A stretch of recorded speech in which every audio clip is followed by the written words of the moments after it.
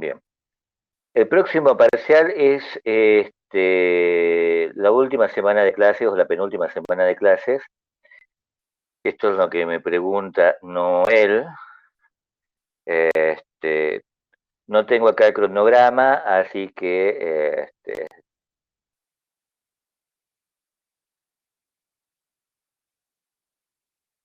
después les indico más precisamente cuándo va a ser el segundo parcial. Lara me pregunta si estoy dando la clase práctica de la Comisión B. En cierto sentido, sí, Lara. Hoy vamos a continuar con el teórico. Estoy utilizando la clase práctica de la profesora María Eugenia para darles el teórico. Que como decía antes, debería haber sido el teórico que correspondía al viernes pasado, que fue la fecha del parcial recuperatorio. Bien.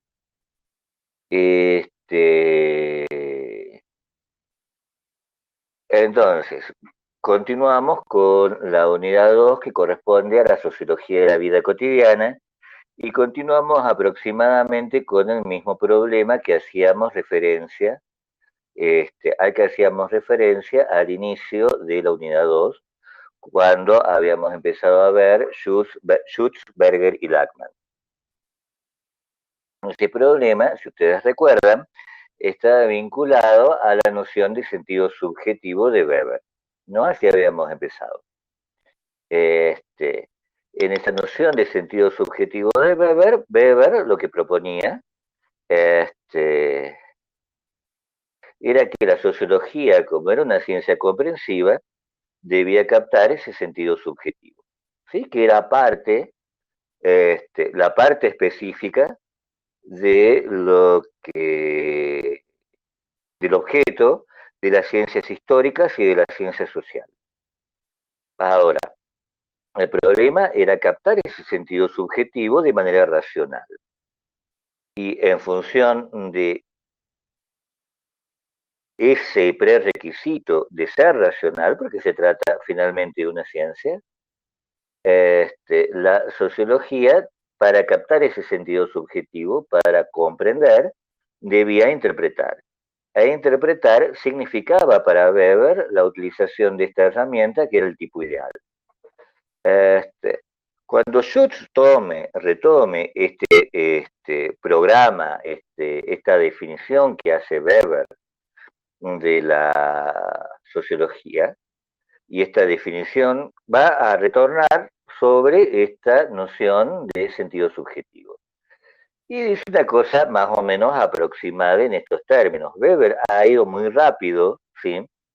En la consideración del sentido subjetivo. Para Weber, esta idea del sentido subjetivo, probablemente le ha parecido tan evidente que no ha considerado necesario desarrollarla. Si lo hubiera desarrollado un poco más, se hubiera encontrado con que ese sentido subjetivo no es para nada homogéneo, sino que está en cierto sentido, ¿sí? O de cierta manera, para no utilizar dos veces sentido, sino que está de cierta manera conformado por una serie de capas. Y hay una capa, ¿sí? Que es implícita en el sentido subjetivo, es decir, nuestras motivaciones, nuestras intenciones, las fundamentaciones que damos en la acción, operan sobre una capa de implícitos y es a esos implícitos a los que Schutz, buscaba prestar atención, ¿no es cierto? Esto es lo que vimos ya. Y el elemento fundamental de todo el análisis, de cualquier consideración acerca del sentido subjetivo, es la conciencia. Es el hecho de que los objetos tienen sentido para nosotros, en tanto nuestra conciencia se dirige hacia ellos. Ahora, entonces, solo de esa manera son reales para mí. Yo les observaba que esto no significaba un postulado ontológico. No estaba diciendo que si yo no le presto atención, las cosas desaparecen. Estoy diciendo, ¿sí?, lo que es real para el sujeto, es decir, cómo las cosas se le presentan para el sujeto. Si las cosas al sujeto se le presentan como sentido, ¿sí? Si las cosas al sujeto se le presentan como sentido, deberíamos decirlo así. Y se le presentan como sentido en tanto la conciencia se dirige hacia ellos, hacia esas cosas del mundo o a esos sujetos del mundo. Ahora, la conciencia no se dirige de la misma forma a los diversos objetos que conforman el mundo.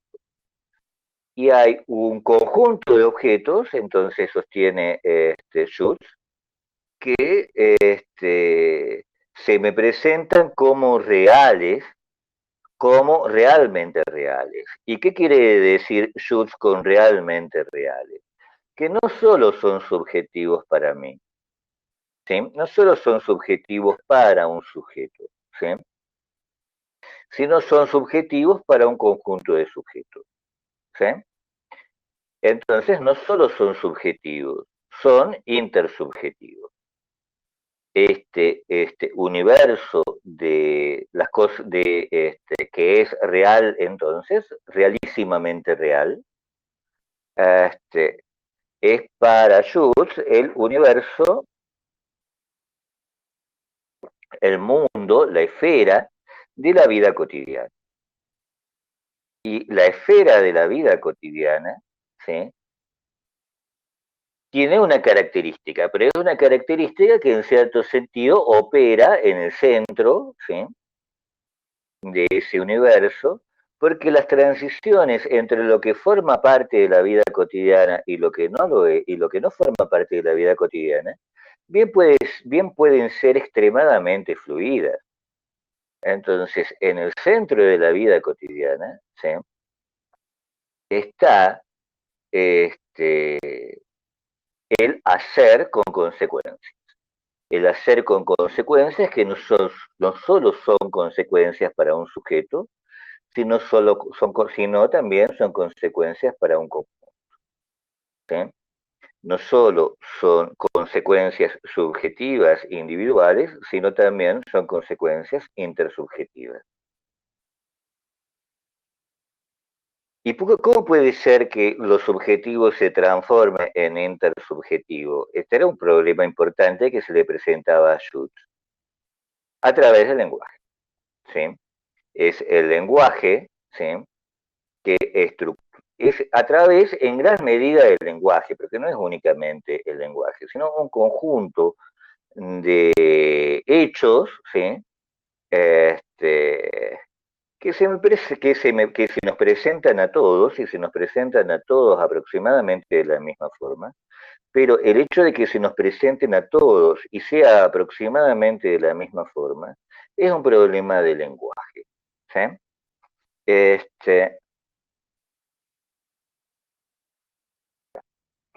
Y entonces, en función del lenguaje, hay una estructuración del mundo que es compartida, ¿sí? Hay una organización del mundo de la vida cotidiana que es compartida. Pero también, ¿sí?, mi experiencia de la vida cotidiana, ¿sí?, mi subjetividad en la vida cotidiana, mi relación consciente con la vida cotidiana, le da una organización particular, que es una organización en gran medida para mí. Esa organización que es para mí, ¿sí?, está centrada en el lugar que ocupo y en el tiempo en el que vivo, en el aquí y el ahora de la acción con consecuencias. Entonces, y de allí, ¿no?, de ese aquí y ese ahora, las cosas van perdiendo en cierta medida realidad, van perdiendo en cierta medida significatividad. Roberto, ¿querés decir algo? Sí, si podías repetir la relación con la vida cotidiana, se centra en...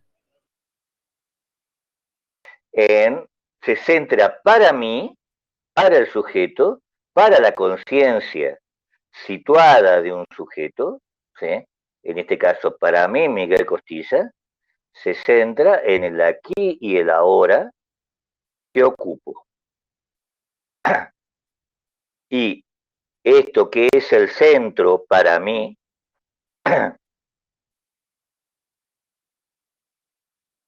desarrolla una especie de esfera que para mí es completamente real, absolutamente significativa, y más allá de esto, más allá de lo que estoy prestando atención en este momento, las cosas van perdiendo realidad. ¿Y qué quiere decir que vayan perdiendo realidad? Para mí quiere decir que van perdiendo significatividad. ¿Sí? Mi conciencia ya no puede dirigirse hacia ellas. ¿Se entiende esto?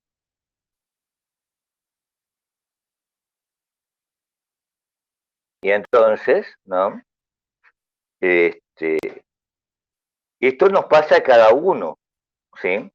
Cada uno tiene una perspectiva particular vinculada con el aquí y el ahora que ocupa, ¿no es cierto? Ahora, la conciencia de la vida cotidiana, las conciencias pierden, Lara me pregunta, las cosas pierden sentido para mí ¿cuándo? Cuando supongamos que en este momento yo tuviera una cámara, ¿sí? que me está filmando y hiciera y fuera incluyendo cada vez una escena más compleja, ¿sí? Todo lo que me rodea y que no está ante mis ojos y ante mi mano son menos significativas para mí que aquellas que tengo ante los ojos y ante las manos.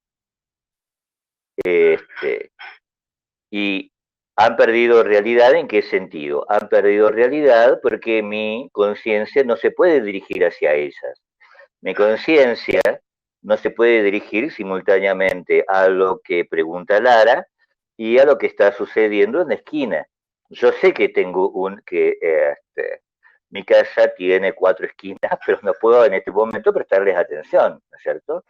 Cualquier cosa que suceda en la esquina, entonces, este, es en cierto sentido dejada de lado, ¿sí?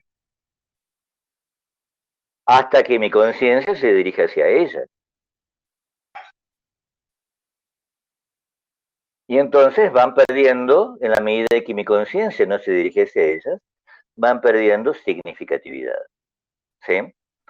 Y les decía, a cada uno de nosotros nos pasa eso, ¿no es cierto? Ocupamos una hora específico, este, la comunicación virtual hace que el aquí y el ahora que cada uno de nosotros en este momento ocupa sean marcadamente heterogéneos, sean marcadamente diferentes, ¿sí?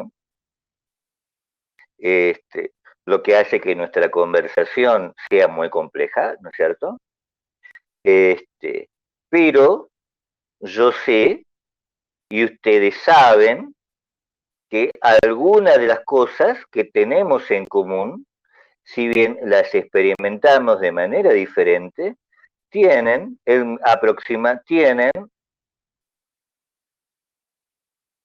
aproximadamente el mismo sentido, tienen aproximadamente el mismo significado. Entonces, yo sé y ustedes saben que la clase de sociología es diferente para mí que la doy que la clase que para ustedes, que la escuchan. Que mi posición, que mi aquí y mi ahora como profesor es diferente que los aquí y ahora de ustedes como estudiantes. Y sin embargo, y eso es algo que sabemos, ¿no es cierto? Y sin embargo, sabemos que no obstante esa diferencia, ¿sí? Hay una continuidad en el significado de la clase sociología. ¿Me entienden esto?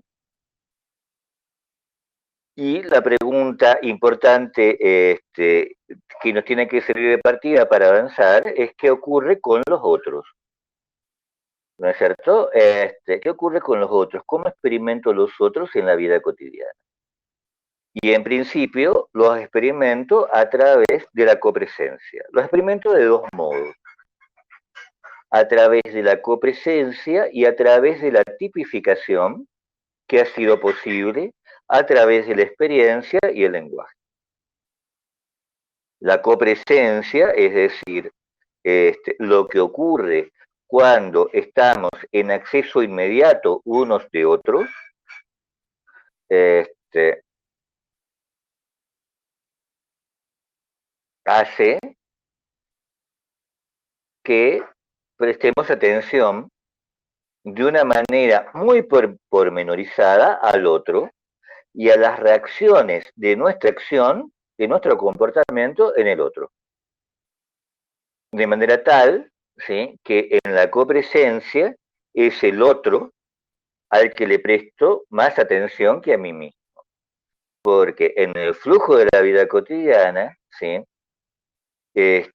la atención al otro, prestarme atención a mí mismo, significaría romper con el flujo de la vida cotidiana, ese flujo que hace, decía Schutz, que las cosas nos deban parecer naturales y autoevidentes, lo que Schutz llamaba la actitud natural. Y entonces yo para romper, para prestar atención a que me duele el cuello, ¿sí?, debo romper con el normal desarrollo rutinario de las actividades, ¿sí? Ahora, experimento el otro, entonces, ¿sí?, prestando atención de manera pormenorizada, ¿sí?, a todas sus acciones, porque todas sus acciones, ¿sí?, son síntomas de cómo el otro percibe lo que yo estoy haciendo. ¿Me entienden esto?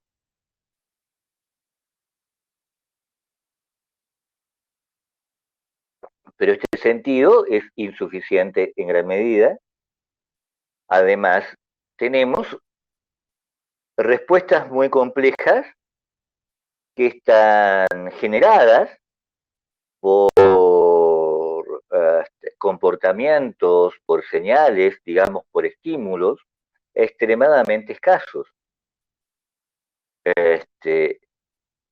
Y esto es lo que nos permite, ¿no?, saber o suponer quién es el otro y actuar en consecuencia, ¿sí? Esto se llama tipificación.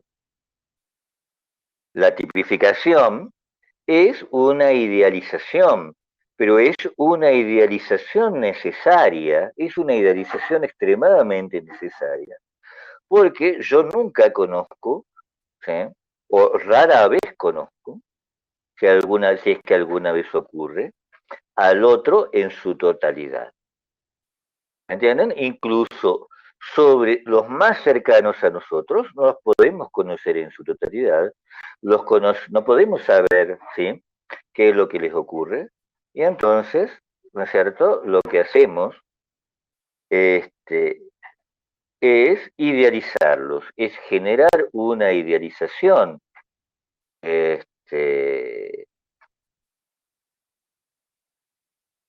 que permita, por ejemplo, saber si el otro está enojado, si un otro cercano nuestro está enojado, ¿sí?, aunque no sepamos por qué está enojado, ¿sí? Nosotros sabemos, idealizamos su apariencia, algunos rasgos de sus comportamientos, como síntomas de enojo. Este es el otro que yo conozco, mi hermano, supongamos, enojado, mi hermano triste, mi hermano contento, y en función de eso puedo actuar. Y mientras yo menos conozco al otro, mi tipificación es más general, ¿no es cierto? Tenemos tipificaciones muy interesantes en la sociedad salteña, o al menos las teníamos en mi época, ¿sí? Supongo que ustedes deben hacer lo mismo. Es Un yuto es un cheto. Este, algunas de mis conocidas dicen es una persona bien. Nunca entendí muy claramente qué significaba, qué era una persona bien. Pero creo que era una persona bien parecida a ellas mismas, ¿no es cierto? Y en función de esas tipificaciones nos podemos mover. Y estas tipificaciones corresponden a nuestra experiencia de la estructura social, a cómo experimentamos a los otros disponibles en la estructura social. Y Roberto me pregunta o comenta, el otro entonces es bueno o malo, ¿sí? Esto nos permite, por ejemplo, tener acciones precautorias o no tenerlas, pero también actuar en consecuencia, porque médico, ¿sí? Es una tipificación, abogado es una tipificación, estudiantes de ciencias de la comunicación para mí es una tipificación. Una persona piola es una tipificación más antigua, que es una tipificación que escribió Germán. ¿Se entiende esto? Sí, profe, sí se entiende. Y a partir de acá podemos empezar a ver qué es lo que podemos continuar con el programa. ¿Sí? Esta parte del programa se llama la persona y el orden de la interacción. Y parte de esta observación, de estas últimas observaciones que habíamos visto con Schutz, Berger y Lachmann, acerca de los ámbitos de copresencia, porque es en los ámbitos de copresencia en los que interactuamos. Este señor es el señor que vamos a ver ahora. Es Irving Goffman, ¿no? Sociólogo canadiense, emigrado a Estados Unidos, estudia sociología, de casualidad, como ocurre muchas veces, porque en realidad sus primeros estudios universitarios eran en química. De la química se pasa a la cinematografía y de la cinematografía se pasa a la sociología y ahí se queda. Y como judío, ¿sí? Experimenta algo sobre lo que vamos a ver la clase del viernes, que es el estigma en la interacción. No sé si hace algo como cineasta Roberto, ¿sí? Sé que un productor de cine que era, o de televisión, era un productor de televisión, que era al mismo tiempo sociólogo, lo convence de estudiar sociología. Tal vez era un mal cineasta, qué sé yo, y por eso era necesario convencer. Y en el texto, ¿qué pasó? Y el título del libro que vamos a ver es la presentación, no vamos a ver todo el libro, obviamente, es la presentación de la persona en la vida cotidiana. ¿Sí? Y esta noción de persona es enigmática, ¿sí? Merece ser tratada y su tratamiento es bastante revelador, ¿sí? Y me permite hacer una introducción para que ustedes me entiendan. Etimológicamente persona viene de una palabra latina que era la palabra personare, que era aquello que resuena. Y aquello que resonaba, aquello que permitía proyectar la voz, intensificar la voz, que la voz resuene, era una máscara que utilizaban los actores en el teatro del mundo antiguo. Eran esas máscaras que ustedes deben haber visto alguna vez, sobre todo en los iconos referidos al teatro, una que tiene la comisura de las bocas hacia arriba y otra que tiene la comisura de la boca hacia abajo, ¿no es cierto? Que indican, ¿no? El papel, ¿no? Esas comisuras de la boca, ustedes saben, indican el papel si se trata de una comedia o de si se trata de una tragedia. No hay nada mixto. ¿no? Entre una comedia y una tragedia. No existe acá en el mundo antiguo la tragicomedia. Este, así que la máscara indica tanto el actor como el género. Y, y esto es muy importante para entender Goffman, porque Goffman va a entender la persona también, en cierto sentido, en términos de máscaras teatrales. Para Goffman, como ustedes van a ver enseguida, ¿sí? La metáfora no es la del organismo, ¿no? No es la de la guerra, ¿sí? La lucha de clases, por ejemplo, en Marx, sino la metáfora más importante que permite organizar sus observaciones es la metáfora del teatro, ¿sí? O son las metáforas asociadas al teatro, ¿sí? Escenario, personaje, actuación, audiencia. Porque para Goffman, ¿sí? Nuestra actuación en sociedad, nuestra acción en sociedad, ¿sí?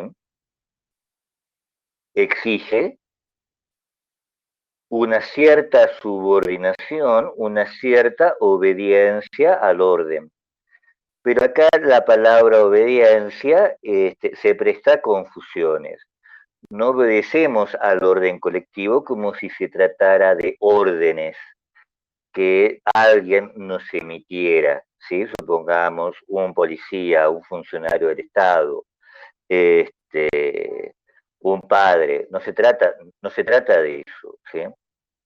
No obedecemos al orden en términos de una exterioridad que nos coacciona, ¿sí? Un político, dice Roberto, sino que más bien nos adaptamos al orden a través de nuestra acción. Y sobre todo de nuestra acción conjunta, de manera tal que ese adaptarnos al orden es una adaptación a las acciones que hacen otros. ¿Me entienden? Y entonces, al adaptarnos a las acciones que hacen los otros y al generar nuestras acciones para obtener de los otros lo que sea que obtengamos en la interacción, ¿sí? Amistad, amor, intimidación, transacciones comerciales, transacciones legales, lo que ustedes quieran, lo que ocurre, ¿sí? Es que debemos actuar para el otro, porque el otro está actuando para nosotros. Y entonces la forma en que me adapto a lo que sucede en un escenario social, en una interacción dada, en una conversación, supongamos, en una clase, es como observaba Schutz, ¿sí? Ver qué ocurre con las reacciones que está tomando el otro respecto de mi presencia y las acciones que realizo. ¿Me entienden esto? En ese sentido, ¿sí? Siempre nuestra acción colectiva, nuestra acción en el colectivo, nuestras interdependencias, nos exigen desarrollar determinados papeles, el papel del estudiante de comunicaciones, el papel del profesor de sociología, el papel del médico, el papel del paciente, el papel del sujeto violento que trata de intimidar a otro, etcétera, etcétera, ¿sí? El papel del seductor o de la seductora, ¿me entienden? Todos estos, ¿sí? Son papeles, ¿sí? Son actuaciones que desarrollamos y de las cuales depende el orden social. ¿Me entienden esto? ¿Por qué depende el orden social? Porque el orden social en sociedades como las nuestras, ¿sí? Está centrado en una figura, ¿sí? Que es la del individuo, ¿sí? Entonces, nuestras acciones, que es la del individuo moral, ¿sí? que es esta persona que es, en cierto sentido, cada uno de nosotros es un ejemplo de la humanidad, ¿no es cierto? Y por eso nos debemos respeto, ¿sí? Nos debemos cortesía, nos debemos una suerte de cuidados y de tacto mutuo, ¿sí? Este, para que la acción sea posible, porque si no, ¿no?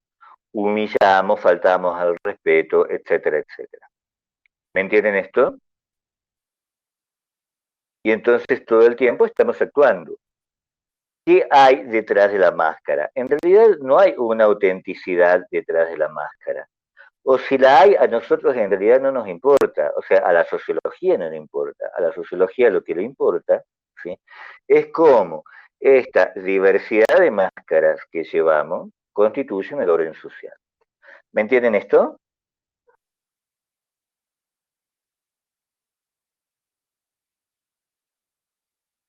¿Hay alguien que no me entienda esto?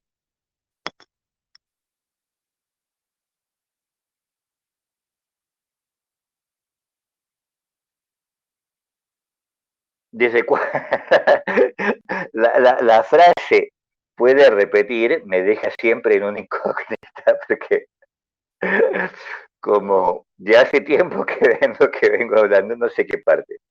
Este, lo que le importa a la sociología. Lo que le importa a la sociología no es la autenticidad, no es saber si hay alguien verdadero, auténtico detrás de las máscaras, porque le interesa prestar atención a esta construcción de máscaras sociales, de papeles, de actuaciones sociales, porque de ellas depende el orden social. ¿Me entienden?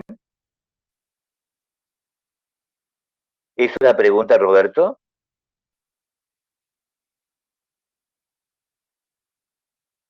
Profe, era que cómo esas máscaras constituyen el orden social.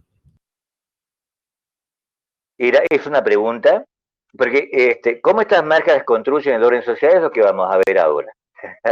Todavía es una afirmación por ahora. Ah, bien, ¿Sí? profe.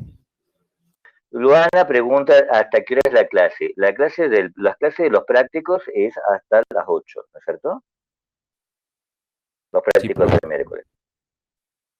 Este, de todos modos, Luana, la clase queda grabada, ¿no es cierto? Entonces, lo primero que tenemos que tener en cuenta, lo primero es afirmar una cosa. Si cuando las personas se encuentran en presencias unas de otras, es decir, cuando se conforma este ámbito que llamamos copresencia, no nos importa si este ámbito de copresencia es espontáneo o es obligado, ¿sí? Si está extremadamente institucionalizado, ¿sí? O si es flexible. Nos importa si decir que en la vida social ocurren situaciones en donde nos encontramos en presencia inmediata unos de otros, ¿no es cierto? Estamos entonces en condición de percibir a los otros en la misma medida en que nos exponemos a que los otros nos perciban. Y al percibirnos recíprocamente, ¿sí? Emitimos información, ¿sí? Y adquirimos información. Y esta información que emitimos y esta información que adquirimos nos sirve para algo muy importante, que es la primera noción, en cierto sentido, la noción central de la propuesta de Goffman, ¿sí? Que es la cuestión de definir la situación. ¿Qué significa definir la situación? Para hacer referencia un poco innecesaria, pero bueno, qué sé yo, a veces se me va la mano, ustedes sepan disculpar. Este,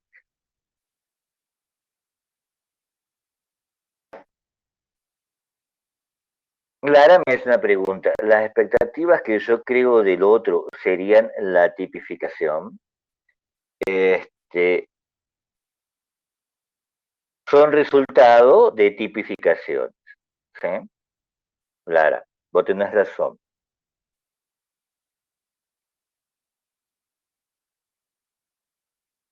Entonces, ¿qué significa definir la situación? Esta idea de definir la situación se la debemos a este señor. Escribe un libro que se llama La infancia en América. Este, y la noción de definir la situación hace referencia a un aspecto importante de nuestra conducta. Un aspecto importante que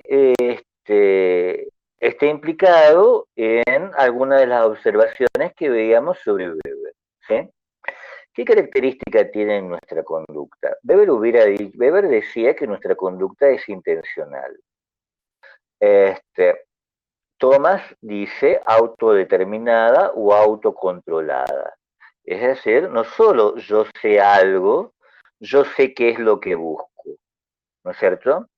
Tengo intenciones, sino que además en el fluir, ¿sí?, de mi comportamiento, controlo a cada momento, busco controlar a cada momento este, mi comportamiento.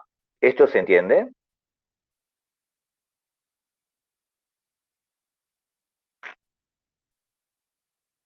¿Se entiende esta idea de autocontrol?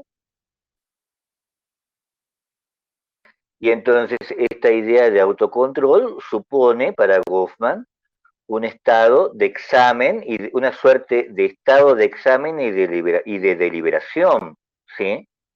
Que para Thomas era previo, ¿sí? Para Goffman es constante y continuo, va a ir acompañando toda la interacción, pero sí tenemos que pensar esto importante en los dos casos, ¿sí?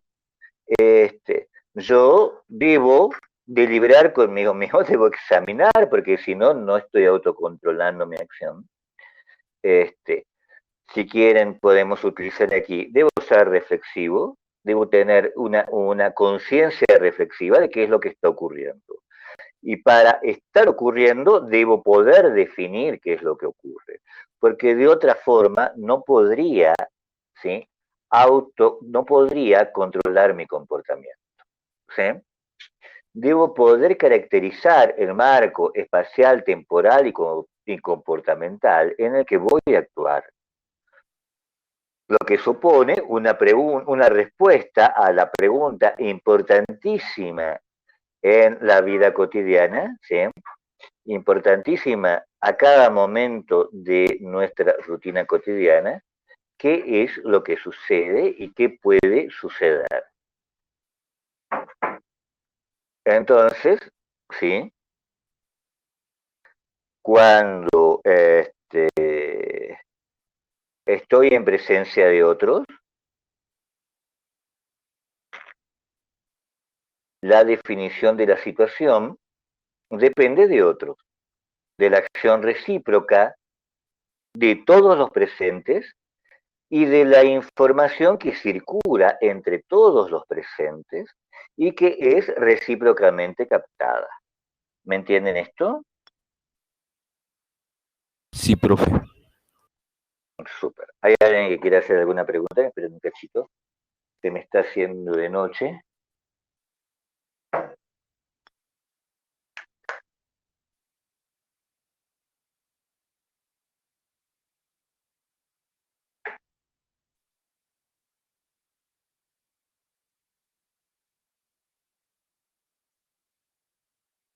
Lucas, lo último, ¿qué era lo último? Lo, lo último no es tan importante como lo anterior, ¿sí? La, cuando estamos en presencia de otros, la información este, que recíprocamente emitimos este, nos sirve para definir lo que sucede, para definir la situación. Y esta definición de la situación es de extrema importancia para poder controlar nuestro comportamiento, porque esto es lo central, ¿sí? El sujeto que el actor, Weber lo va a llamar, perdón, Goffman lo va a llamar actor, el actor de Goffman, el participante de las interdependencias en la copresencia, es siempre un sujeto autocontrolado. ¿Me entienden? Y solo en tanto sujeto autocontrolado participa de la copresencia. ¿Me entienden esto? ¿Qué ocurre si el sujeto no se autocontrola? Pueden ocurrir un montón de cosas, ¿sí? Algunas las podemos ver, otras no. Pero estas observaciones, cuando el sujeto no se autocontrola, ya nos colocan fuera de la vida cotidiana. ¿Me entienden esto? Lucas, ¿me entendés?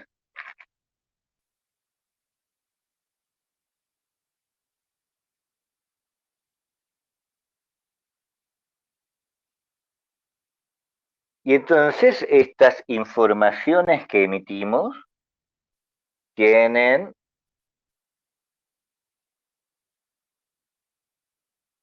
Lo que pasa, Lara me pregunta, más o menos sería tener conductas en la sociedad para mantener un orden. Lo que pasa es que eso puede, eso es tan extremadamente vago, Lara, que puede corresponder a cualquier forma de pensar la acción, de pensar la conducta, de pensar la práctica, o de pensar el orden, o de pensar la sociedad.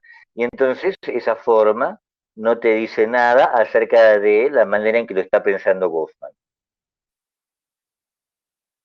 ¿Por qué queda fuera la vida cotidiana? Si, porque entonces nos encontraríamos en situaciones extraordinarias este, para las que deberíamos estar preparados, ¿sí?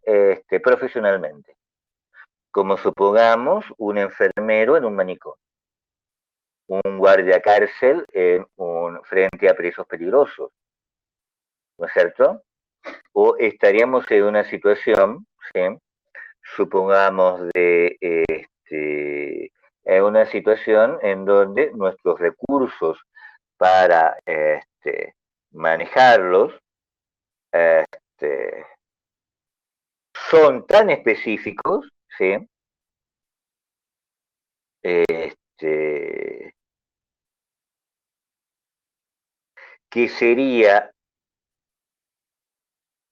que constituyen escenarios muy particulares, situaciones muy particulares, ¿sí? Dentro de la existencia social. Por ejemplo, la muerte. ¿Me entendés, Constanza?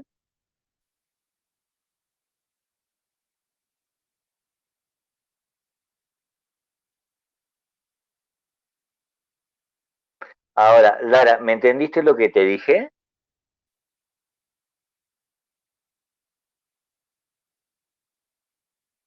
Bueno, puedes decir, son conductas acá, ¿sí?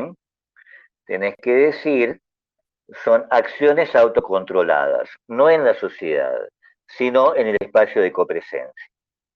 Y no en el orden, sino en el orden de la interacción. Porque estas nociones que vos estableces tienen acá, ¿sí? Una conceptualización extremadamente específica, como siempre en ciencias sociales, ¿no es cierto? Porque siempre en ciencias sociales te moves este, dentro de una... Escribimos, digamos, y hablamos cuando damos clases, ¿sí? O escribimos papers en teorías específicas. Bien, entonces esta información, en lo que a Goffman le importa, ¿sí? Tienen una capacidad, deben ser consideradas, ¿sí? En tanto, tienen la capacidad de impresionar, de producir impresiones, ¿sí? Es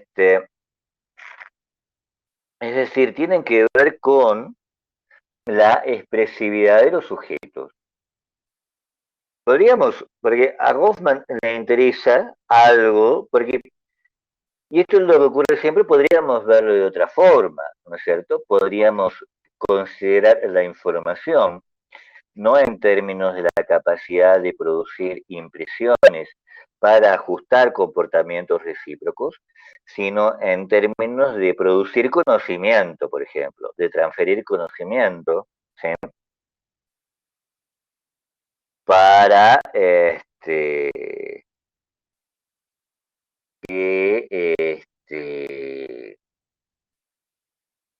dentro de procesos culturales más generales, ¿sí? O dentro de otros procesos culturales.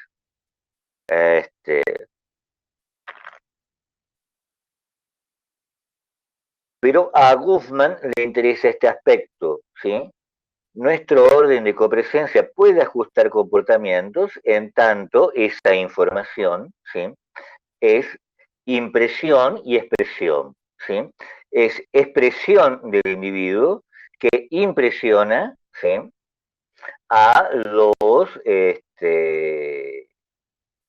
compañeros, a sus compañeros en la interacción. Y entonces debemos distinguir acá, ¿sí? Una suerte de registros, y nuevamente estos registros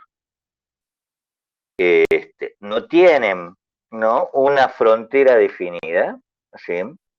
La mayor parte de las cosas, como siempre, pasan en el medio. Hay una expresión que da una persona de manera intencional, por ejemplo, a través de la comunicación verbal, y hay una expresión que emana de la persona,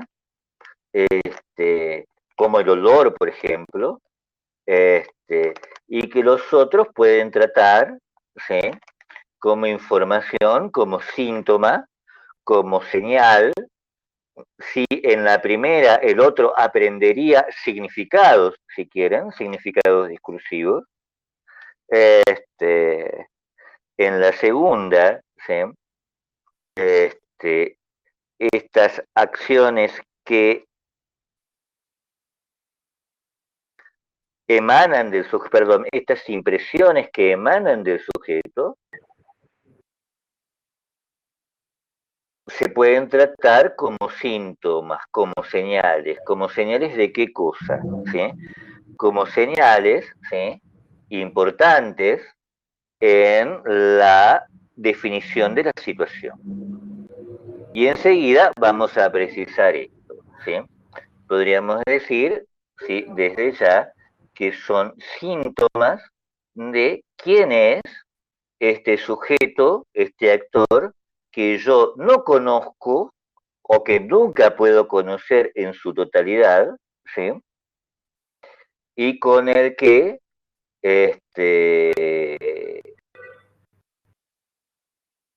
interactúo en una situación de copresencia. ¿Me entienden esto? Hola, Mariú. Hola, Miguel, buenas tardes. Buenas tardes a todos y todas.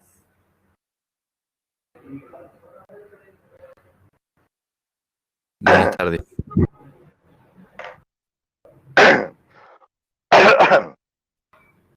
Y acá, puesto que yo no conozco nunca quién es el otro, ¿sí?, nunca lo puedo conocer en su totalidad, ¿sí?,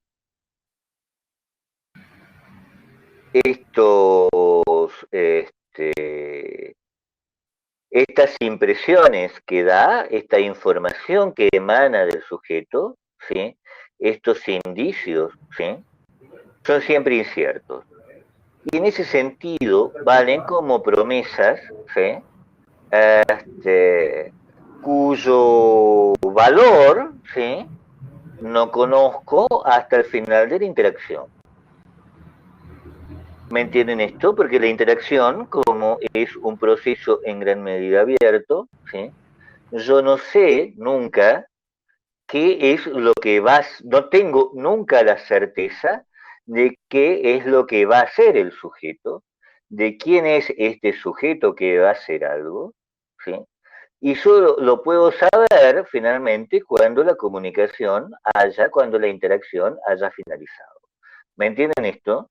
Yo, mientras tanto, todos nosotros, en la interacción, ¿sí? Vamos recolectando indicios, ¿sí? Que nos permiten saber, que nos permiten conformar una serie de inferencias respecto de con quién estamos, ¿sí? Respecto de qué es lo que busca esta persona, ¿sí? Y cuál es la relación que yo mantengo en realidad con esta persona. ¿Me entienden esto? Supongamos, vamos al médico, ¿sí? El médico emite, quíralo o no, una serie de informaciones, y estas informaciones son para nosotros indicios de algo que no sabemos. ¿Qué es lo primero que no sabemos? Una, si es efectivamente un médico. Debemos creer que es un médico, y creemos que es un médico en la medida en que se comporta de acuerdo, ¿sí? Con estas informaciones que nosotros esperamos recibir, ¿sí? De un médico. ¿Me entienden esto? Ahora, vayamos todavía más allá, ¿sí? Es un buen médico, ¿sí?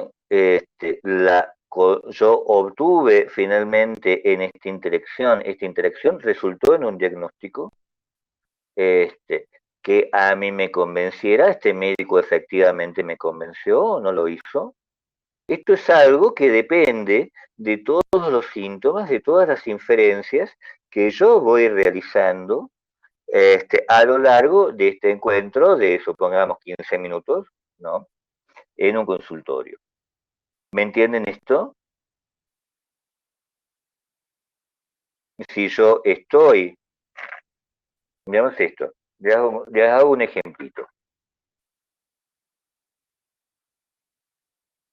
Esta fotografía que ustedes conocen, ¿no es cierto?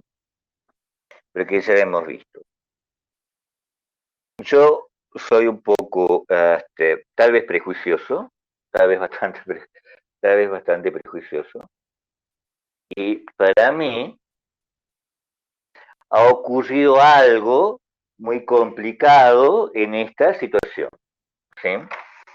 ¿Por qué yo pienso esto? ¿Sí? Porque hay un solo señor que está sonriendo de manera abierta, y a quien está sonriendo no está mostrando una sonrisa, sino está ocultando su cara dentro de una taza, dentro de una taza de café, supongamos, porque ese era el ejemplo, ¿no es cierto?, del café. Y los otros, el señor de gorra no sonríe abiertamente, se contenta con hacer una pálida sonrisa, y la otra señorita,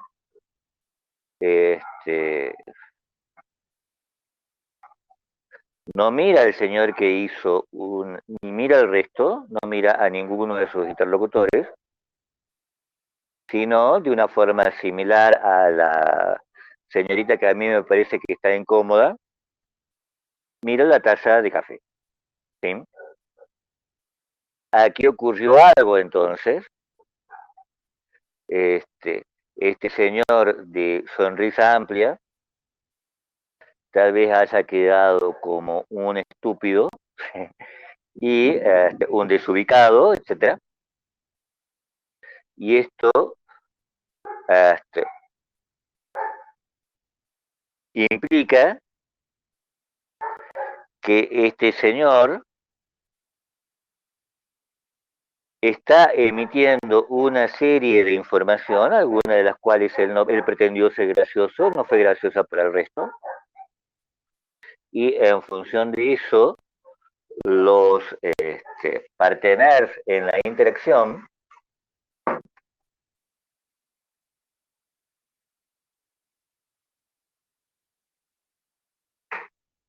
lo van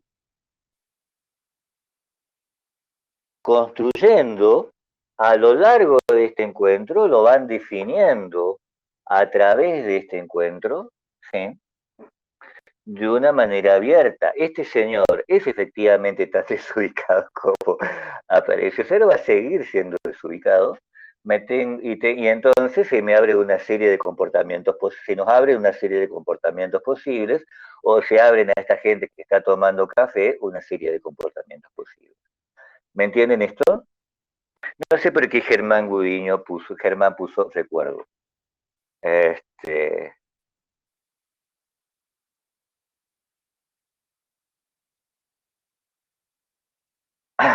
¿Era un comentario de algo, Germán? ¿O tuviste situaciones incómodas semejantes?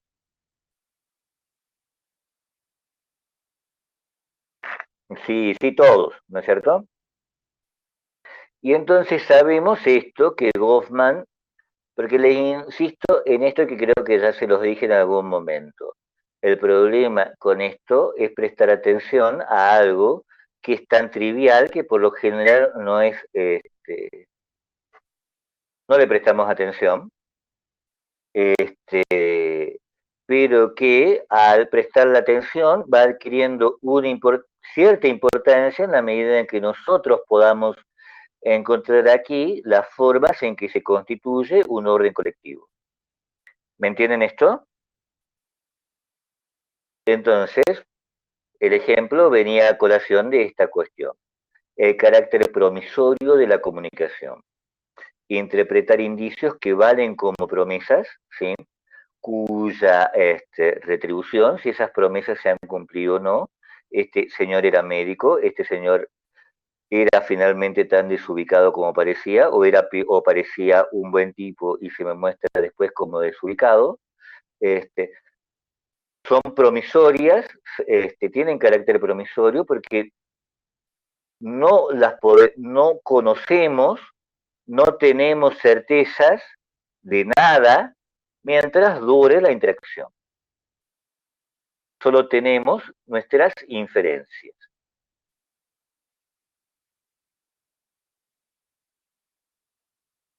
Y entonces tenemos esto, sin lo cual no habría orden social, ¿no es cierto? Porque el orden social supone el control de los comportamientos.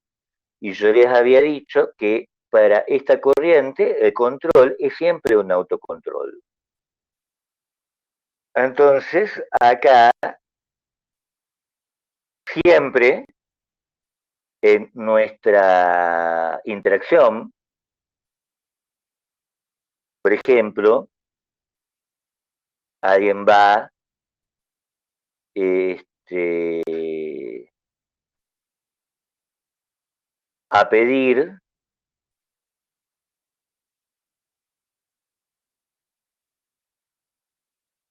que le corrija, ¿no?, la nota del parcial. Va a renegociar la nota del parcial. ¿Cómo va? ¿Sí? ¿Y por qué va de esa manera? ¿Sí? Sea como sea cómo vaya, cómo actúe, está controlando su comportamiento y está controlando su comportamiento para controlar mi comportamiento o el comportamiento del docente que le puso la nota. ¿Me entienden esto?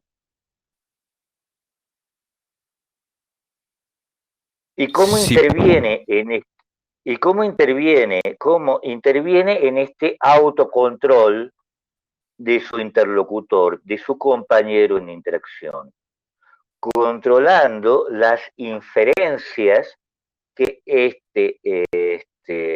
partener de la interacción pueden hacer de él. ¿Me entienden? Y en otros términos, entonces interviene en el autocontrol del otro, controla su comportamiento para controlar el comportamiento del otro, interviniendo en la definición de la situación, ¿sí?, que el otro o los otros intentan formular. ¿Me entienden esto? Entonces puede ser que el sujeto de mi ejemplo, ¿sí?, vaya de manera prepotente, ¿no es cierto? Esperando que el profesor que le puso la nota se intimide, ¿no es cierto? Entonces él intenta controlar la situación. Puede ser que en vez de eso busque que yo infiera, que el profesor infiera que es una persona educada y respetuosa, y que ha sido tratada injustamente, etcétera. ¿Me entienden esto? Sea como sea que hagamos, tenemos este cuadro que es muy importante, ¿sí? No que sea importante el cuadro, la idea es muy importante, ¿no? El cuadro es absolutamente contingente. Como cualquier recurso que le propongamos a ustedes, es siempre contingente. Lo que importa es que ustedes entiendan. Y lo que intenta mostrar el cuadro, ¿sí? Que es el punto realmente importante, es mantener una situación controlada a través de controles recíprocos. ¿Me entienden esto?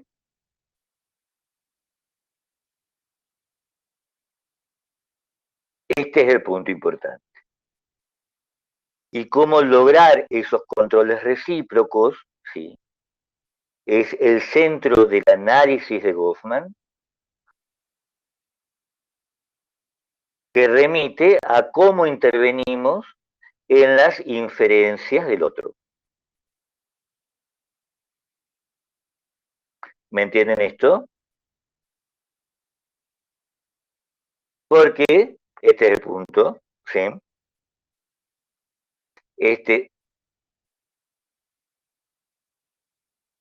Volvamos al sujeto intimidante, al sujeto que pretendía definir la situación en una negociación de nota. El hecho que mantenga esa definición depende de cómo él perciba mi reacción a su propio control corporal. Es decir, cómo él infiere que yo infiero. ¿Me entienden? ¿Me entienden esto?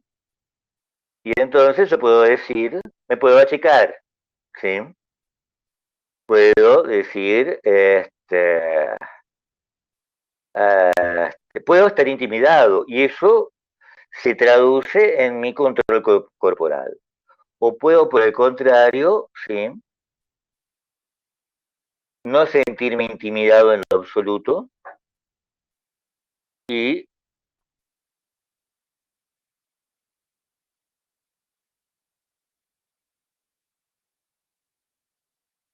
mostrar, ¿sí? Que yo quiero controlar la situación. Y eso se expresa también en mi control corporal. Y este control corporal, ¿sí? Este manejo que yo tengo de mi cuerpo, puesto que ocurre en una situación de copresencia, emana información. Y entonces dejo una serie de síntomas, mi tono de voz, la forma en que pongo la cabeza, los modales que hago, los modales a los que recurro, para que el otro infiera cómo he percibido su control corporal. Es decir, qué inferencias realicé, ¿sí? De la información corporal que él generaba. ¿Me entienden esto?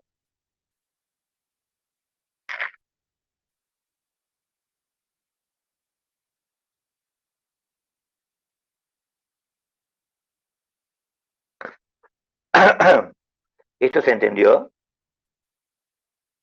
Sí, profe.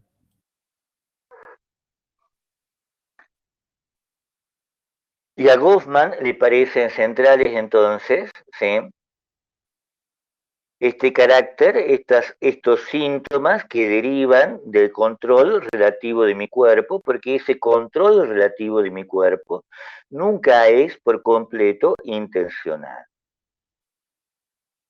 ¿Me entienden esto? Este es el centro del... Esto que les parece una paradoja, ¿cómo puede haber un control que no sea por completo intencional? ¿Cómo puede haber un control que sea a la vez involuntario? ¿Sí? Merece cierta explicación. ¿Sí? Veamos esto. Este,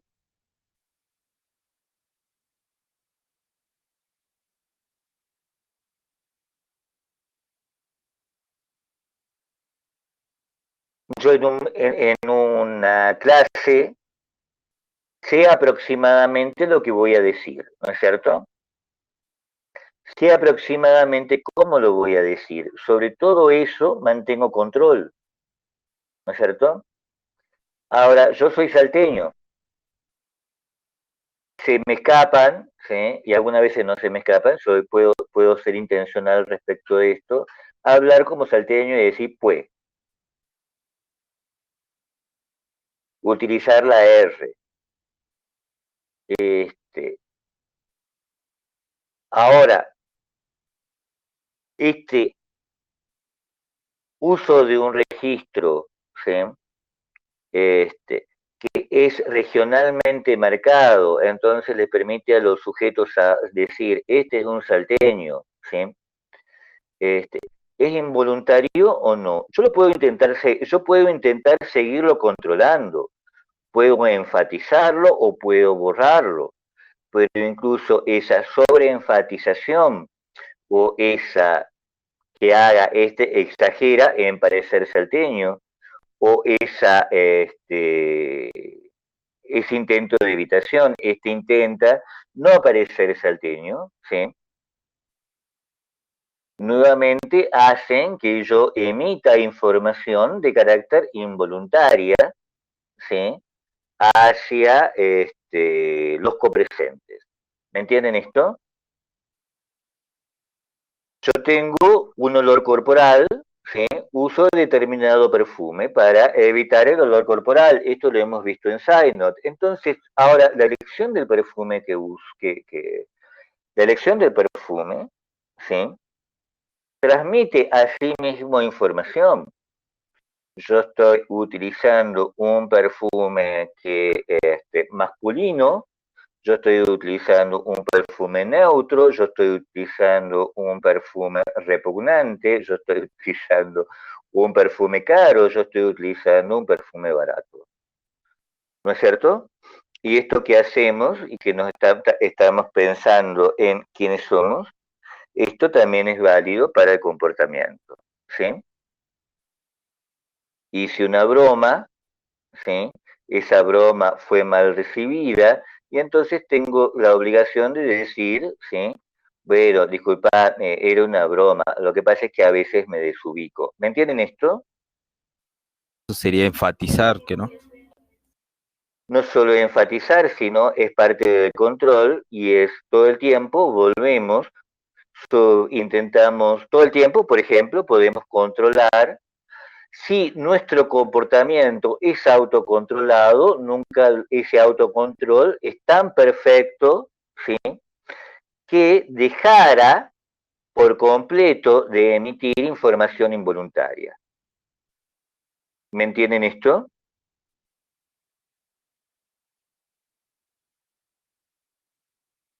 ¿Me entienden este punto? Nunca solo para el actor profesional, completamente brillante, ¿sí?, podemos desempeñar cualquier papel, podemos ser cualquier persona. ¿Me entienden? Nunca, ¿sí?, nuestra actuación es tan perfecta que hemos dejado de emitir información involuntaria que indica, que le permite a los otros caracterizar aquello, ¿sí?, que pensábamos tener bajo control. ¿Me entienden esto?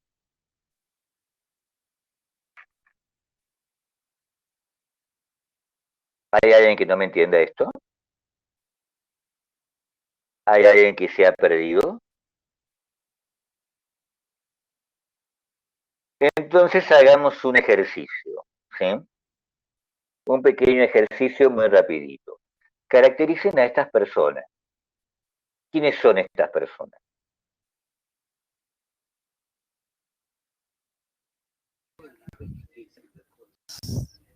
Lo que les digo, ¿quiénes son estas personas para ustedes? ¿Sí? Estas personas son amigos, ¿sí? ¿Qué más? ¿Son ricos o pobres? ¿De clase media? ¿Son tomadores de café? ¿Qué más?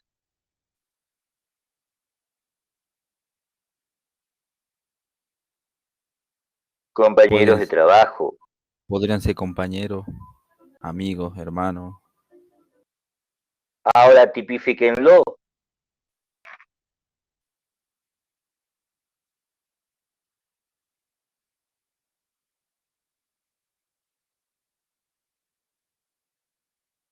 Se parecen a ustedes. Si ustedes los conocieran, ¿sí?, están más próximos a ustedes o más cercanos a ustedes. Están tan cercanos a ustedes que ustedes se podrían sentar en la mesa sin ningún tipo de problema, ¿sí? O se sentirían incómodos con ellos.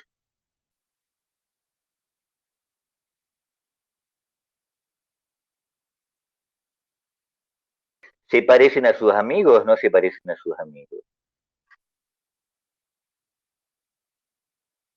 ¿Son chetos o no son chetos?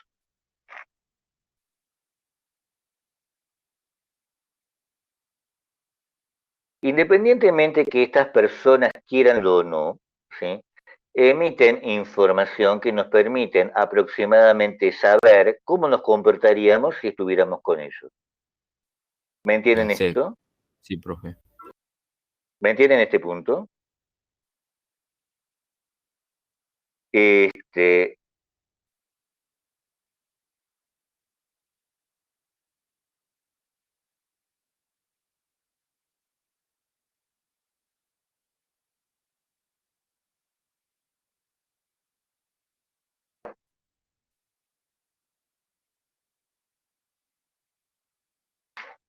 ahora, esto que aparece en la diapositiva es un enunciado para el observador, ¿sí? Este,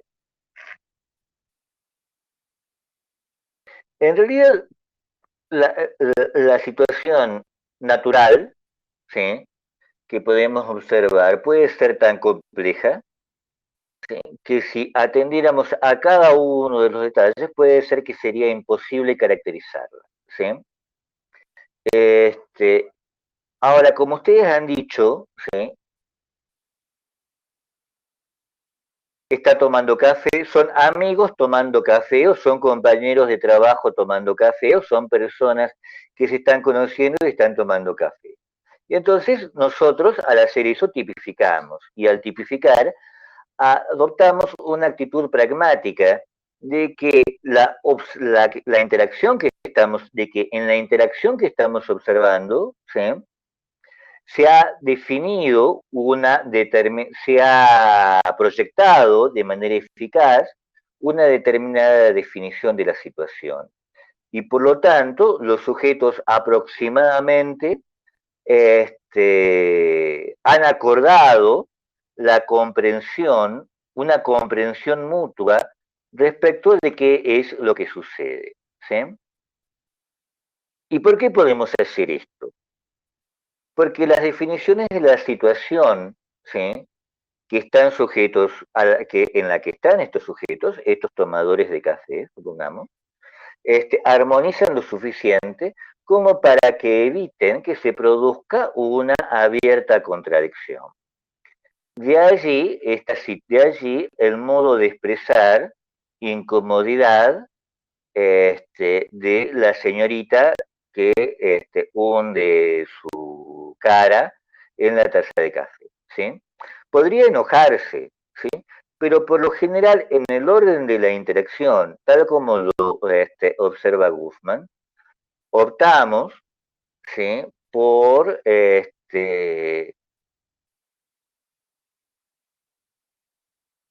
armonizar,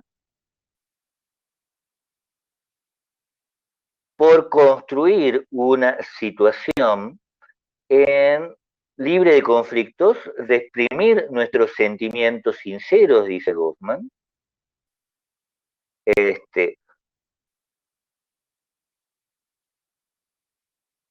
porque si no lo hiciéramos, esto, ¿sí? Que hemos, nuestra reacción, ¿sí? Podría ser inaceptable para los otros participantes. ¿Me entienden esto? Sí, profe. De allí esta definición, ¿sí?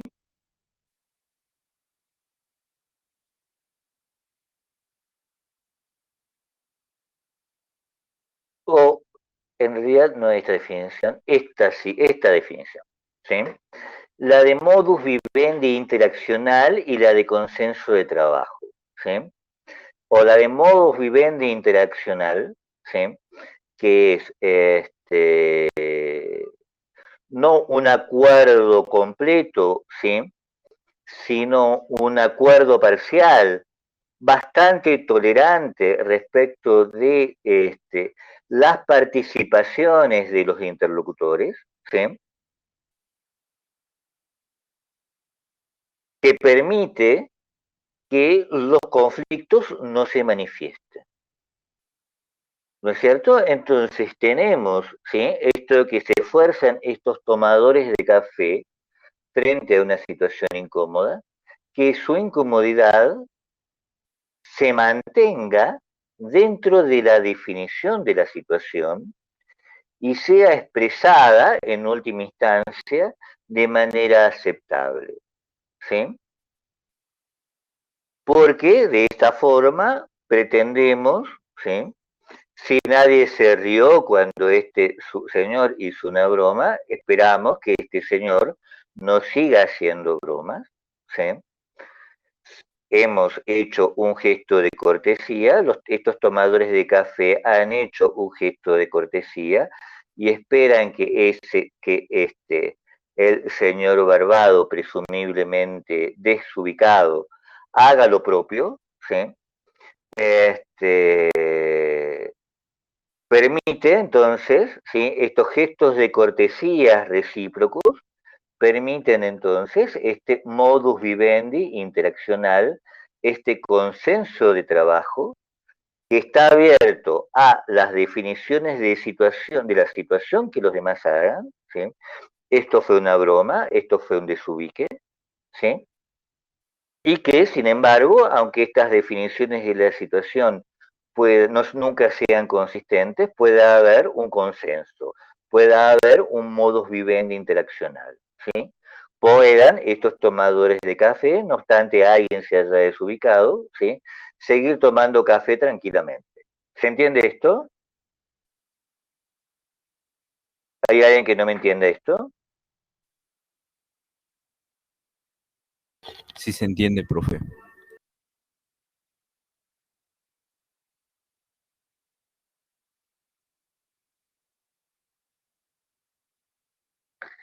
Ahora, ¿sí? Y esto es un aspecto también importante. Habíamos dicho, ¿sí?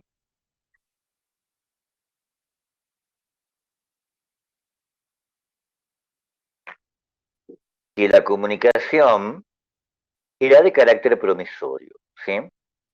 Y entonces estas cortesías recíprocas, ¿sí? Ser cortés para que el otro lo sea, estas señales de incomodidad aceptadas, estas apariencias que brindamos, ¿sí? Indican que indican un compromiso, ¿sí? Indican que cada uno en la comunicación se compromete con lo que propone ser. ¿Me entienden esto?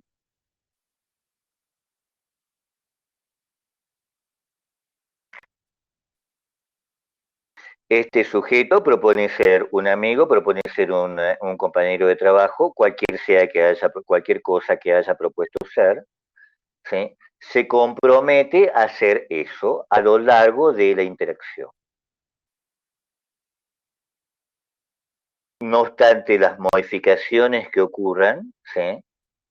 La interacción, ¿sí? Implica un compromiso. Y este compromiso forma un carácter moral, constituye un carácter moral.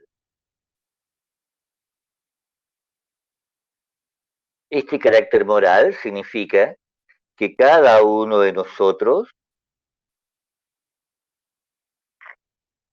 tiene un derecho a esperar que una valoración y un tratamiento de un modo apropiado a lo que es, en tanto lo que es se ha presentado en el orden de la interacción con ciertas características. ¿Me entienden este primer punto?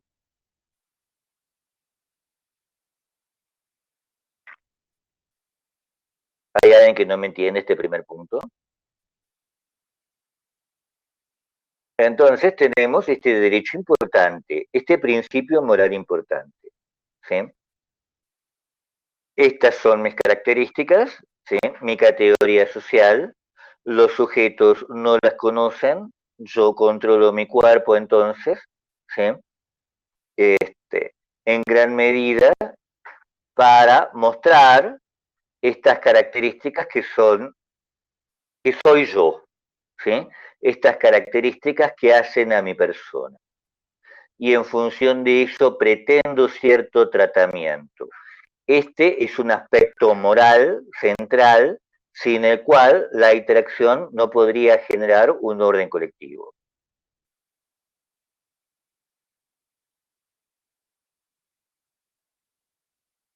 Y si yo tengo entonces una pretensión moral, como correlato de esa pretensión moral, tengo un segundo principio, ¿sí? Un segundo principio importante, ¿sí? Debo obligarme, estoy en la obligación de mantener, no obstante las modificaciones en la definición de la situación, ¿sí? Este,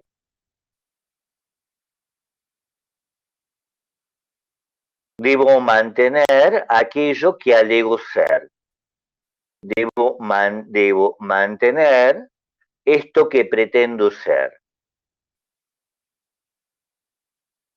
Entonces, durante la definición de la situación, hago una demanda, hago una pretensión implícita o explícita, ¿sí? O a la vez implícita y explícita, de ser alguien, de ser una persona de determinado tipo, que tiene derecho a esperar una cierta valoración y por lo tanto un trato específico. ¿Me entienden esto? Y de allí un compromiso, ¿sí? Si yo he pretendido ser esto, no voy a pretender durante la interacción ser otra cosa. ¿Me entienden esto? ¿Hay alguien que no me entienda esto? Y como consecuencia de eso,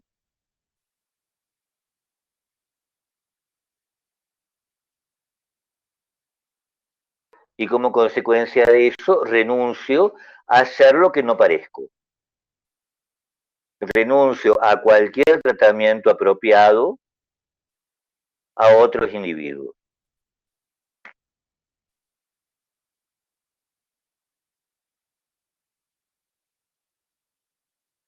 Y finalmente, en función de este proceso moral, ¿sí? esta promesa está relativamente cumplida. ¿Cuándo la promesa no se cumpliría? ¿Sí? ¿Cuándo la promesa no se cumpliría? En ciertos casos límites la promesa no se cumpliría. ¿Sí? Y esos casos límites despiertan precisamente cierta sorpresa, ¿no? Cuando somos estafados, por ejemplo. ¿Sí? ¿Me entienden esto? Pero por lo general, ¿sí? Esperamos no ser estafados. ¿Se entiende esto? Esperamos que el otro con el que estoy interactuando no sea un miembro de los servicios de inteligencia, por ejemplo. Esperamos que el otro no sea un enemigo oculto, ¿sí? Esperamos que el otro no sea un psicópata. ¿Sí? ¿Me entienden?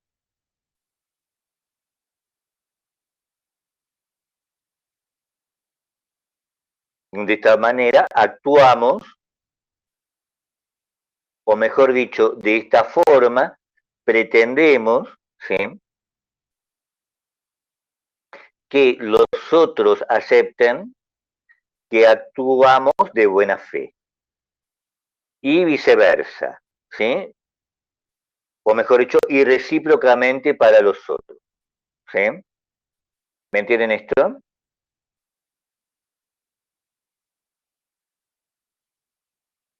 Y en función de ello, ¿sí?, para salvaguardar esto, porque fíjense que si esto no ocurriría, vamos a ver la clase del viernes, un caso en donde esto parece no ocurrir, ¿sí?, nos sentiríamos humillados, nos sentiríamos estigmatizados, nos sentiríamos discriminados, ¿no es cierto? Nos sentiríamos violentados. ¿Me entiende esto? ¿Me entienden esto? Sentiríamos,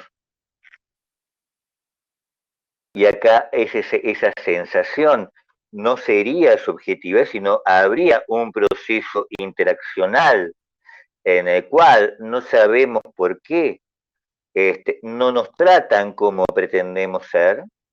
Piense, por ejemplo, qué sé yo, este,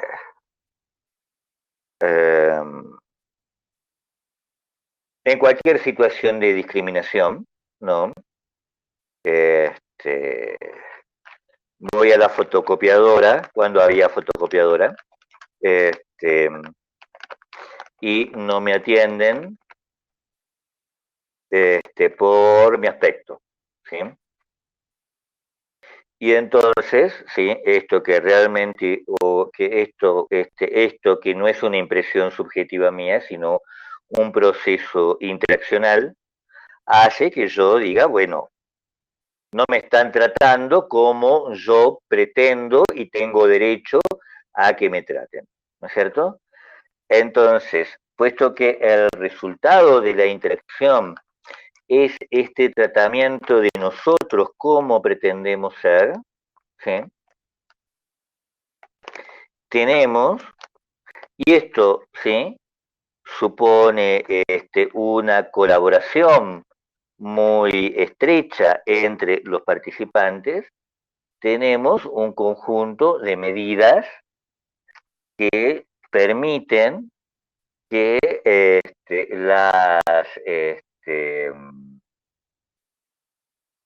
que el orden de la interacción sea salvaguardado frente a algunos problemas, como por ejemplo, eructé, ¿no es cierto?, cuando no debía haber eructado, embostecé sin querer, estornudé, y entonces tenemos medidas protectivas que permiten mantener el orden de la interacción, ¿sí?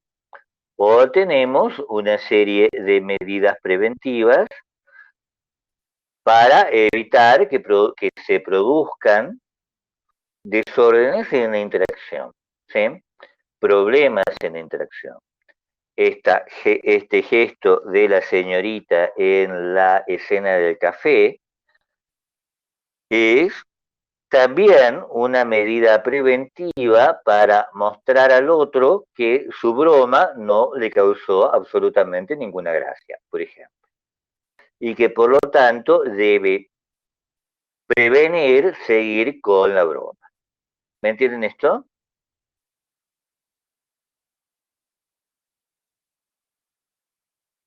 Y Sí, luego profe. tenemos, ¿no es cierto?, esta lista de definiciones que son muy importantes tenerla en cuenta, que hacen básicamente a lo que hemos venido viendo, ¿sí? Entonces tenemos esta primera definición que es una interacción, ¿no?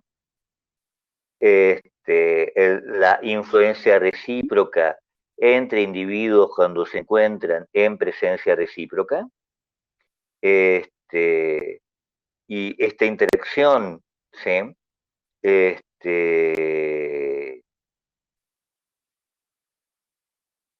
Está delimitada espacial y temporalmente, y entonces podemos hablar de encuentros, ¿no es cierto?, en donde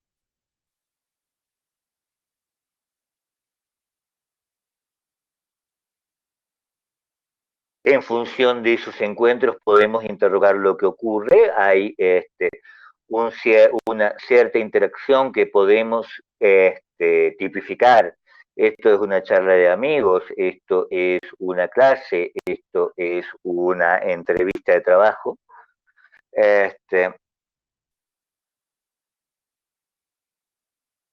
Y en función de esa caracterización tenemos actuaciones, tenemos performances. Estas performances es la actividad total que hemos desarrollado, ¿sí? Si tomamos a un sujeto como referencia, si tomamos como hemos hecho con el sujeto con barba, con sonrisa amplia y abierta, el resto de los sujetos, ¿sí?, es una audiencia, ¿no es cierto? Y esa actuación, ¿sí?, que corresponde a, qué sé yo, a lo que haría un actor en una película, y entonces diríamos, qué buena actuación tuvo tal fulanito en esta, Robert De Niro, pongamos, en esta película, está conformada por una serie de papeles, ¿sí? Por pausas o rutinas, ¿sí? La rutina de tomar café, la rutina de la broma, la rutina de la consulta este, docente-alumno, y estas rutinas que forman parte de la actuación, ¿no?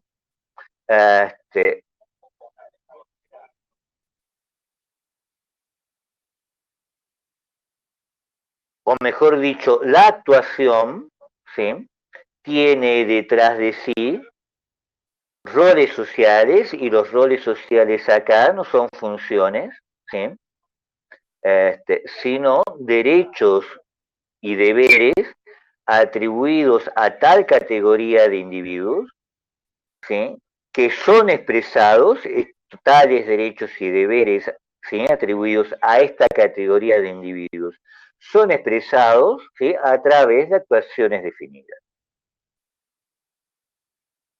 Y para entonces graficar estas definiciones, les he armado estos esquemitas, ¿no es cierto? Entonces, dado cierto rol que corresponde a cierta categoría, docente, estudiante, joven, viejo, etcétera, tenemos ciertas pretensiones morales, y estas pretensiones morales movilizan actuaciones conformadas por rutinas, y en tanto los sujetos, ¿sí?, en copresencia movilizan a su vez otras actuaciones conformadas por rutinas, llegamos al establecimiento de consensos de trabajo que conforman el orden de la interacción. ¿Me entienden esto? ¿Se entiende el gráfico? ¿Hay alguien que no entiende el gráfico?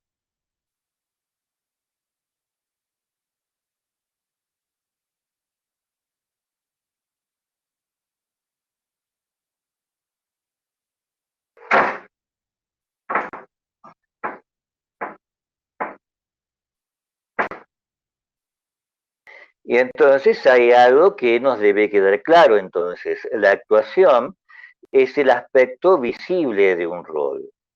¿Sí?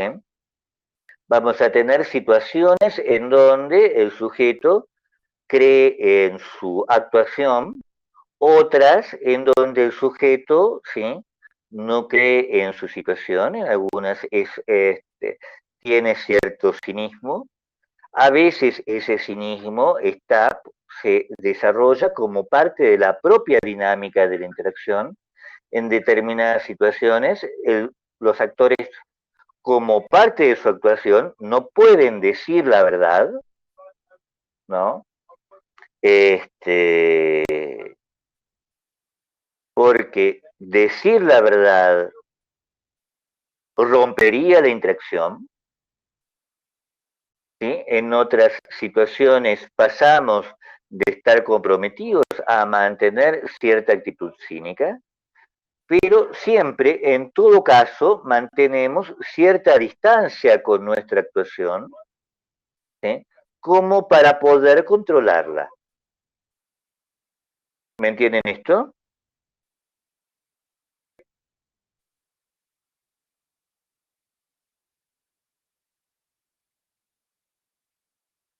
Y esta actuación, ¿no es cierto?,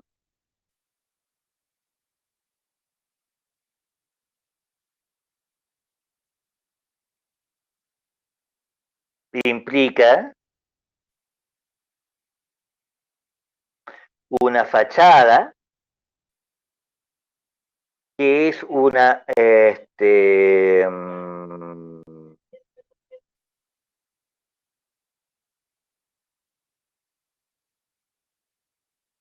el conjunto de signos que vamos a movilizar consciente e inconscientemente durante nuestra actuación, ¿sí?, que van a acompañar las rutinas que vamos a desarrollar como parte de nuestra actuación.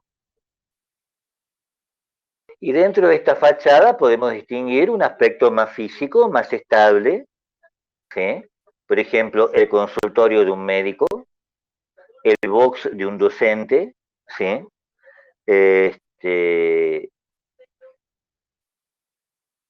Un lugar de fiesta, una procesión, un desfile militar, todas estas serían medios, ¿sí? Algunos de esos medios son más fijos que otros, ¿sí?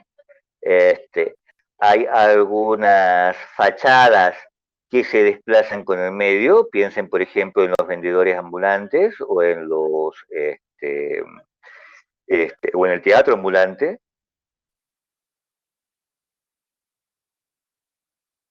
Y podemos separar entonces ese medio de la fachada personal más próxima a nuestro propio cuerpo.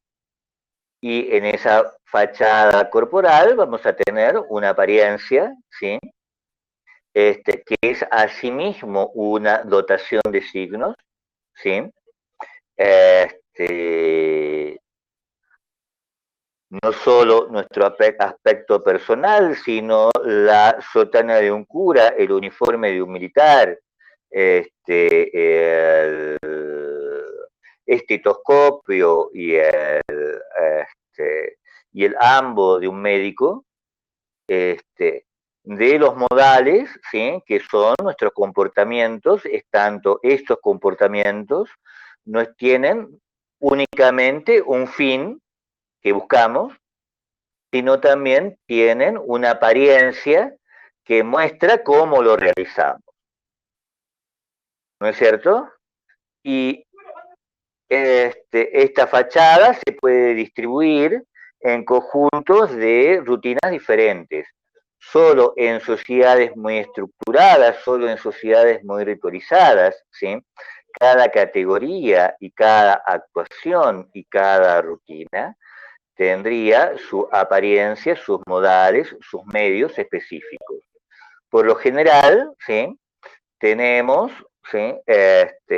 Actuaciones diferentes, perdón, actuaciones diferentes, que comparten elementos simbólicos de la fachada personal, por ejemplo, de nuestra apariencia, como el traje del abogado que le sirve para atender a su cliente o para ir a cenar con los amigos, que es el ejemplo que toma Goffman en el texto, ¿cierto?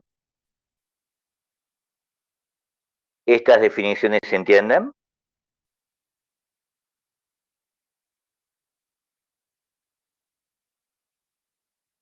¿No hay problemas?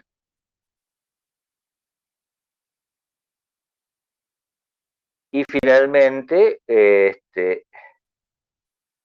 tendríamos que responder a esta pregunta, ¿sí? ¿Por qué nos esforzamos tanto? ¿Por qué nos esforzamos de esta manera en mantener el orden de la interacción, en autocontrolarnos para que el orden de la interacción se mantenga? ¿Sí? Esta es una pregunta muy importante. La respuesta, ¿sí?, que va a dar uno de los comentaristas de Goffman que ustedes tienen que leer, que es Galindo, es que de la misma forma que en que las religiones, que los rituales religiosos obligan en función de una creencia sagrada, nos obligamos a nosotros mismos a estas actitudes que cuando las analizamos así parecen ritualizadas, porque tenemos fe, estamos obligados por una creencia, que es la del respeto al individuo como figura moral central en nuestros colectivos. ¿Se entiende esto? Pero este individuo no se nos presenta nunca como tal cual es, ¿sí? No tenemos, ¿sí?, un, un individuo concreto, ¿sí?, al cual podamos dirigir, ¿no es cierto? Nuestras plegarias, ¿sí?, nuestros rituales, sino este individuo, ¿sí?, se nos presenta cada vez que interactuamos, porque este individuo en realidad se encuentra desplegado en las diversas categorías que corresponden a nuestra sociedad, y cada una de estas categorías entonces, ¿sí?, están conformadas, son diversas formas en que el individuo se despliega, y por lo tanto cada una de estas categorías exige un trato especial, ¿sí?, exige un respeto especial a el conjunto de derechos y obligaciones que la constituyen. ¿Me entienden este punto? ¿Se entiende esto? ¿Hay preguntas?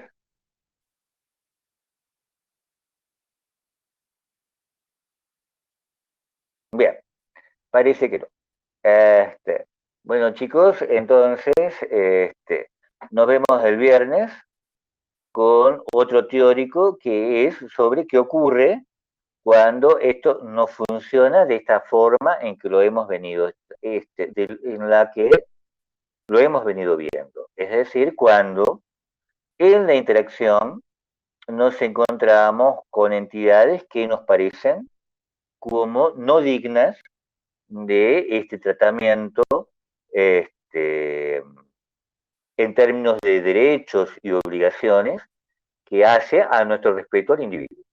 ¿no es cierto? Muy bien, entonces, me despido, que tengan buena semana, lo que queda de ella, y que la pasen muy bien. Chao, chao. Chao, Mariú. Chao, hasta luego, nos vemos la